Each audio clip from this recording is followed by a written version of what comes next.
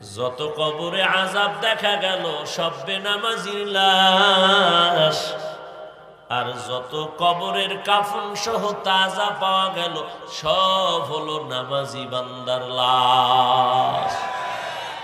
মাখন সুসতি নামাজে পাঞ্জে গানা ফাওয়াইলুল লিল মুসাল্লিনা আল্লাযিনা।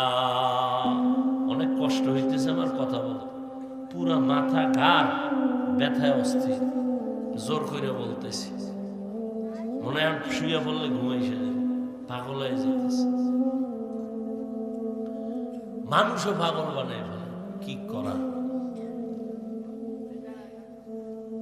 কমিটিরা যে দাওয়াত নেয় তখন মনে হয় পৃথিবীতে ওর থেকে আমি বড় পীর আর ওর জন্য নেই, যা কই হ্যাঁ ঠিক ঠিক, হুজুরা ওয়াজ লাগবে না তো কেন যাবো, একটু শুদ্ধ দোয়া করে কি পরিমাণ আমার বিশ্বাস মাইনা এরপরে ডেট গুলো নেই। আল্লাহ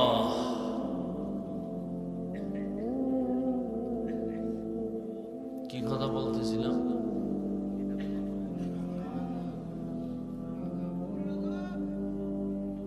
4 জিনিস যাবে কবরে, সেটা